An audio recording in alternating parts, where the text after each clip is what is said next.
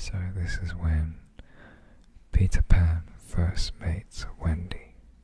"Boy," she said courteously, "why are you crying?" Peter could be exceeding polite also, having learned the grand manner at fairy ceremonies, and he rose and bowed to her beautifully. She was much pleased, and bowed beautifully to him from the bed. "What's your name?" he asked. "Wendy, Mora, Angela, darling," she replied with some satisfaction. "What is your name?" "Peter Pan." She was already sure that he must be Peter, but it did seem a comparatively short name. "Is that all?"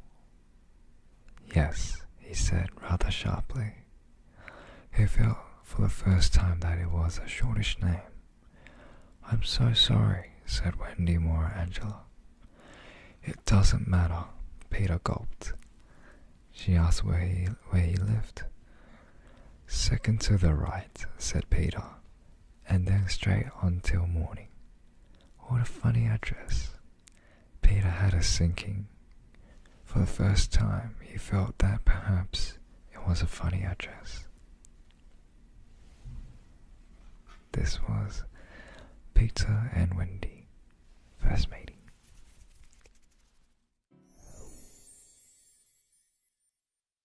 Home Alone is a very fun family movie, and I feel like it's very nice to watch on Christmas. 많이 기대해주세요. Okay. I was afraid of getting my heart broken again. You see, sometimes you can trust a person, and then when things are down, they forget about you.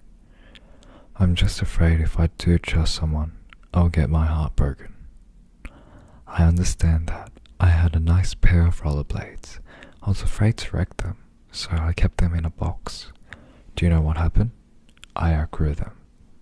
I never wore them outside, only in my room a few times. A person's heart and feelings are very different than skates. They're kind of the same thing. If you won't use your heart, who cares if it gets broken? If you just keep it to yourself, maybe it'll be my rollerblades. When you decide to try it, it won't be any good. You should take a chance. Got nothing to lose. Little truth in there somewhere. I think so. Your heart might still have broken, but it isn't gone. If it was gone, you wouldn't be so nice. The story I'll be reading to you will be Charlie and the Chocolate Factory. Mr. Willy Wonka can make marshmallows that taste of violets and rich caramels that change color every 10 seconds as you suck them, and little feathery sweets that melt away deliciously the moment you put them between your lips. He can make chewing gum that never loses its taste, and sugar balloons that you can blow up to enormous sizes before you pop them with a pin and gobble them up.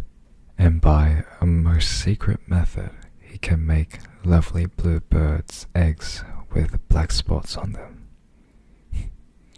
And when you put one of these in your mouth, it gradually gets smaller and smaller until suddenly there is nothing left except a tiny little dark red sugar baby bird sitting on the tip of your tongue.